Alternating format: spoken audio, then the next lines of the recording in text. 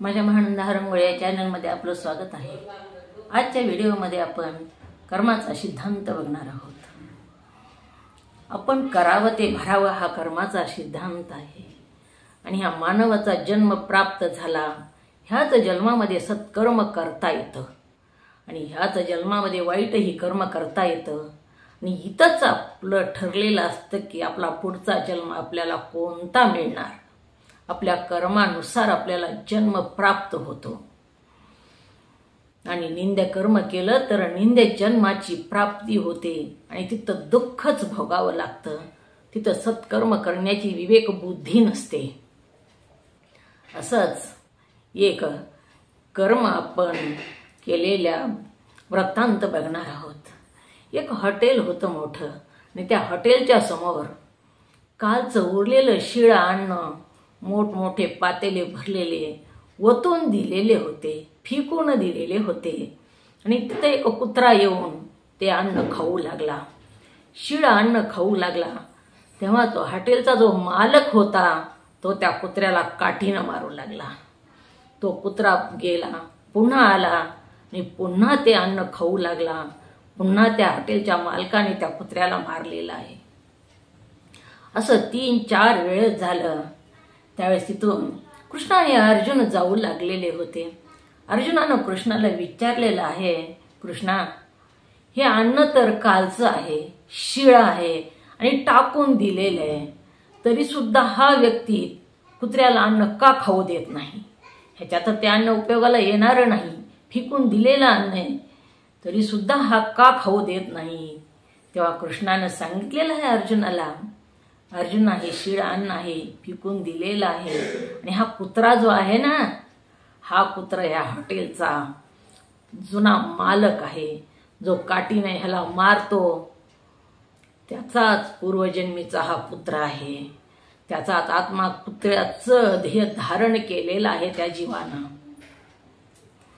त्याच्या कर्मामुळे हे घडलेलं आहे।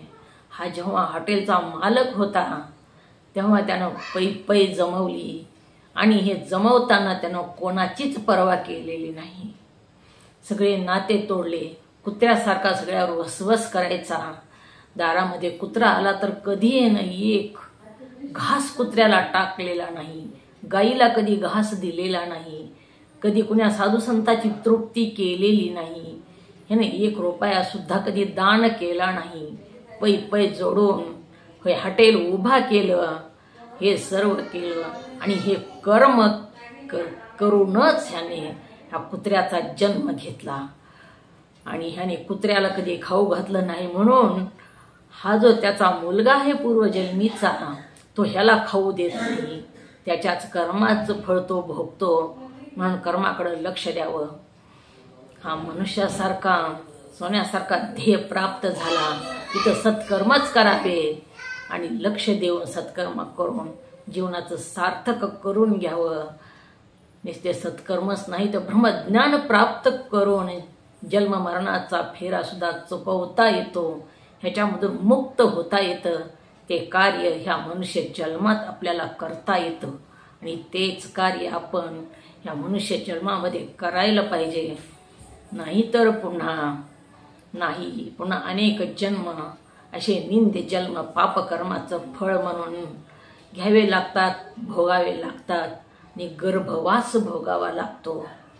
गर्भवासाचं दुःख अनंत सांगितलेलं आहे। दंड जन्माच्या आधीच आपल्याला आपल्या कर्माचा दंड प्राप्त होतो। गर्भापासूनच ते प्राप्त होतो, गर्भातच त्याची सुरुवात होते। गर्भातच देतो दंड, वरी पाय खाली तोंड, अशा प्रकारे नरकवास आणि गर्भवास काहीच फरक नाही आणि ते आपल्याला भोगावं लागू नये म्हणून आपलंच आत्म्याचं ज्ञान आपण करून जर घेतलं तर आपण ह्याच्यातून मुक्त होऊ शकतो। माझी जर माहिती आवडली तर सबस्क्राईब करा, लाईक करा, शेअर करा।